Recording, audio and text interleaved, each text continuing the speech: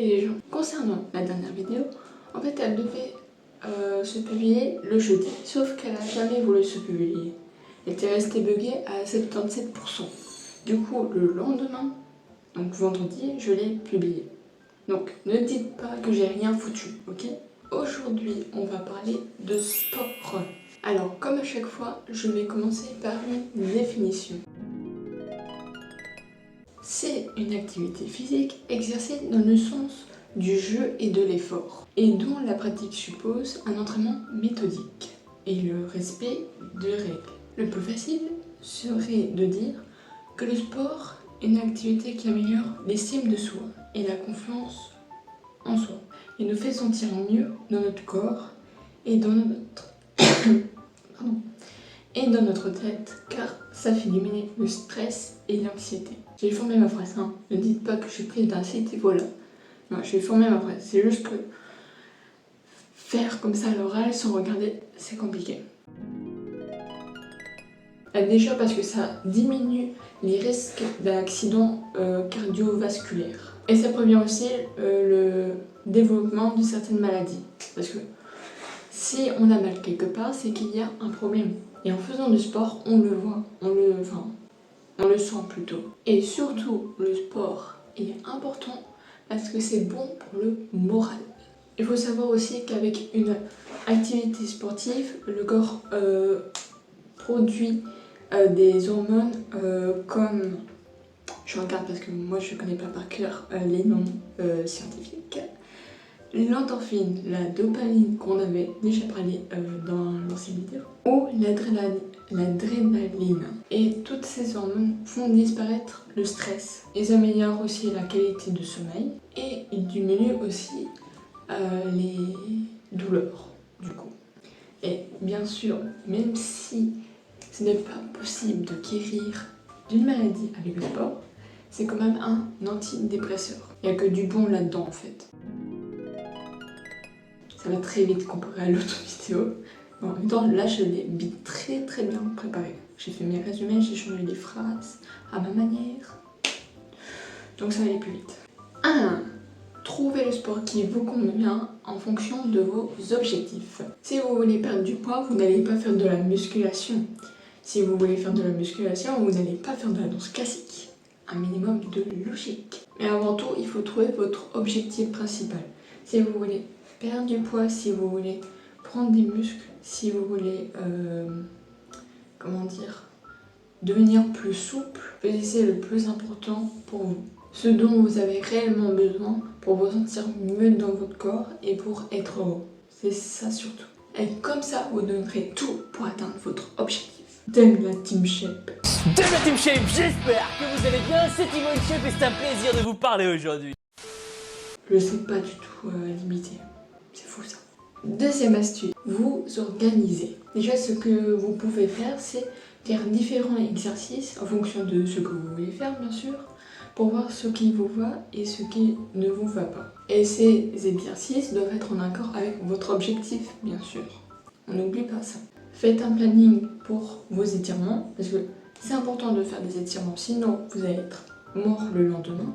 Et aussi par rapport à ce que vous voulez faire du coup. 3. Créez une routine. Réservez-vous, comme je l'avais dit dans la dernière vidéo, un temps pour vous et pour vous reposer. Parce que vous avez besoin quand même d'un moment pour décompresser, évidemment. Planifiez un moment réservé au travail, un moment réservé à vous-même et un moment réservé au sport. Et au moment de décompresser, vous pouvez utiliser votre incroyable pouvoir qui est la flemme. 4. Restez motivé. On revient sur ma dernière vidéo encore. Encore. Ça fait beaucoup là, non? Donc, si vous êtes en ce moment même démotivé, allez voir ma dernière vidéo. Comme ça, vous allez récupérer du peps et aller de l'avant. Mais bon, je vais quand même rajouter quelques trucs. Faites des activités qui ne demandent pas d'avoir de matériel. Comme ça va vous éviter d'aller au magasin ou de commander. Comme ça, vous ne perdez pas d'argent et vous ne perdez pas de temps. Et en plus de ça, vous allez attendre le fait d'aller au magasin et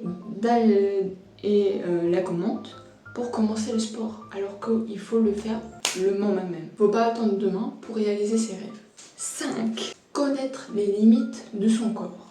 Il y a certaines choses que vous ne pouvez pas faire et c'est pour ça qu'il faut expérimenter. Augmenter le temps de pratique petit à petit. Ne commencez pas à faire du sport toute la journée, ça ne sert à rien. Vous allez vous tuer et le lendemain ou même pendant plusieurs jours vous n'allez rien faire. Soyez fiers de vos entraînements et d'avoir eu la force et le courage d'avoir commencé à faire du sport ou tout simplement d'avoir fait votre entraînement. Remerciez-vous après chaque entraînement, comme ça vous serez encore plus motivé. Parfois j'ai des tons comme T-Point Shape. En même temps je fais une vidéo sur le sport, qu'est-ce que je veux que je dise? 6. Se fixer des objectifs raisonnables. Comme j'ai dit juste avant, vous n'allez pas faire 1 heure de muscu alors que vous venez seulement de commencer. Je peux comprendre que vous voulez direct le résultat, mais il faut du temps et de la patience. Fixez une séance de sport dans votre journée et le point de départ. Et la ligne d'arrivée est la transformation de votre corps et de votre mental. Maintenant, je vais passer aux différents sports. Peut-être que vous n'avez aucune idée de quoi faire comme sport. Et c'est pour ça que je suis là. Alors déjà, dans le sport d'équipe, il y en a, ils sont pas à l'aise en équipe. Mais il y en a, si, sont à l'aise. Moi, j'en fais pas partie. Je préfère faire seul que avec des gens que je connais pas. Il y a déjà le football, il y a le rugby, il y a aussi le tennis, mais bon, le tennis ça se fait à 2.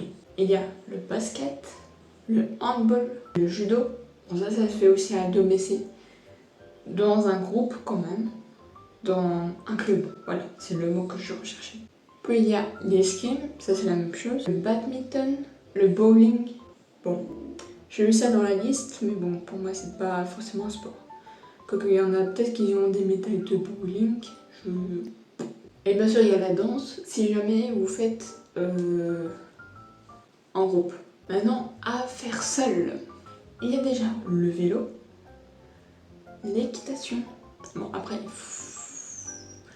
à moins que vous soyez riche, ou que vous soyez, je sais pas comment on appelle ça, mais les gens qui s'occupent de chevaux d'autres personnes, vous pouvez le faire seul. Mais sinon, vous devez rentrer dans un club, forcément. Puis il y a la natation. Bon, vous n'êtes pas seul parce qu'il y a d'autres gens, bien sûr. À moins que vous venez un jour où il n'y a personne ou que c'est un endroit paumé de chez paumé. Puis il y a la musculation. Si vous avez des appareils chez vous, tant mieux pour vous.